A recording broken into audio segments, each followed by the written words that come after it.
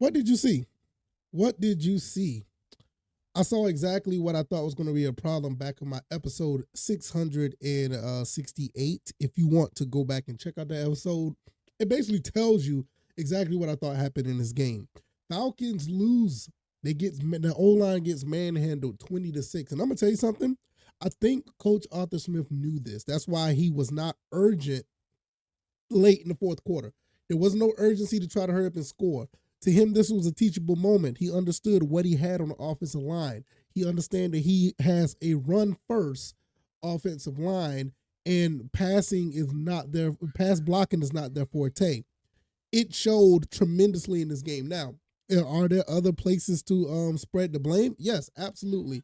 I think that Desmond Ritter did not improvise enough. I also think that there was no urgency to start the up tempo to try to get the defense of the Lions out of a rhythm. They basically played a vanilla type of game. There was no dynamic movement, no dynamic shifts. There was not much that the offense did for the Atlanta Falcons. In some cases, it was kind of predictable. So I get it. If people want to go ahead and point the blame at the quarterback, go ahead, have at it. Because Desmond Ritter did not play a good game. But at the same time, we're not going to sit here and look at how many times that Desmond Ritter got sacked and say that he could have overcame that. I'm not going to sit here and do that. But I know there were some throws that he made that were actually pretty good, and there were some throws that was like, what the hell, But like I said, the entire offense has point, to have blame to be pointed at, and there's no doubt about that. The defense, they played okay outside of the one big play that scored the first touchdown for the Detroit Lions. I think Richie Grant was turned inside out, and the tight end caught that wide open touchdown pass. I get it. That was a terrible play, but I will say this just like I said last year. If you hold a team between 17 and 20 points, the Falcons should win the game. But it goes back to quarterback play. It goes back to the trenches. Like I said, I talked about this on my podcast, episode 668. You have to find a way to stop that defense. The Detroit Lions defensive line is ferocious. I mean, Dan Campbell put something together for these guys to be absolutely aggressive on the offensive line. And even Jake Matthews got handled a couple times. Caleb McGarry, God bless his soul. Matt Bergeron gave up the sack fumble. I get it. You're a rookie. You played damn good to start out the season. I'm not going to knock you too much because this is literally your third game. And you've played all right overall. I mean, you haven't played bad. It's just that you're going to get handled. I mean, you talking about a guy that, basically did not play guard, went up against Aiden Hutchinson. I mean, what do you expect? I would like that matchup every single time if I was the Lions.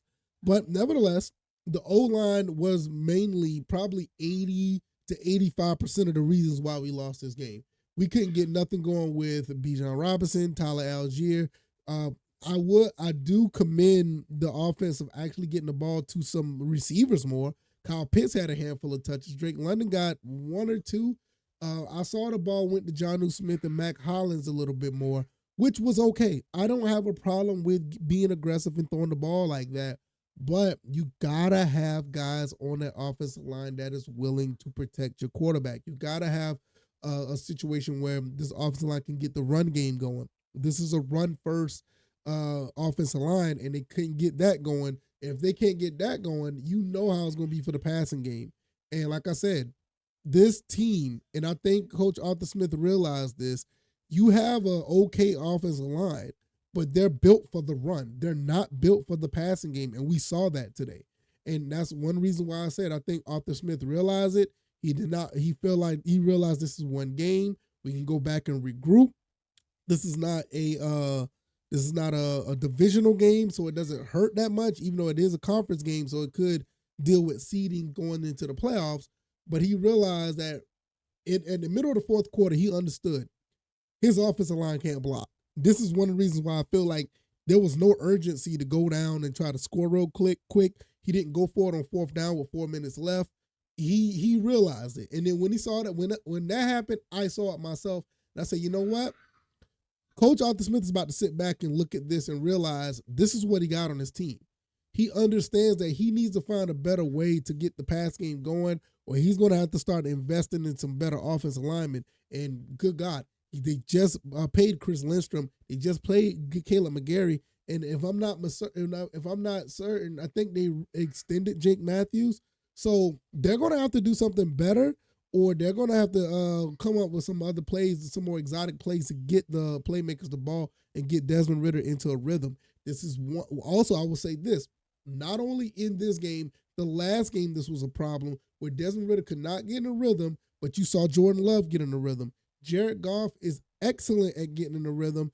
And even with all of that, we still was able to maintain a situation where we could have made this game more competitive, but you can't do anything with that offensive line. You just couldn't.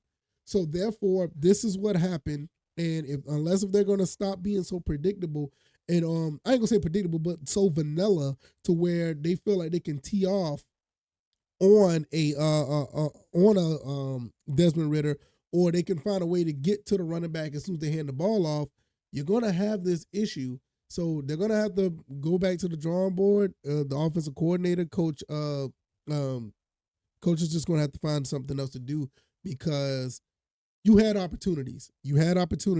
But those opportunities were squandered every single time when the defense got into the backfield immediately. So that's just where I'm going to leave that at. Let me know what you guys think. Was this on Desmond Ridder? Was it on the offensive line? Like I said, I think it was 85% offensive line.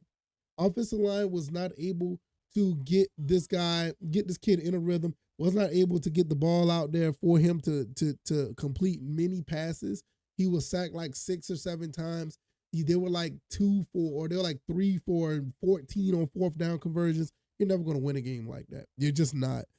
So that's just something they're just going to have to, learn off of. This is a teachable moment for Coach Arthur Smith. I think he realized that. That's why he gave up. I believe he gave up in this game.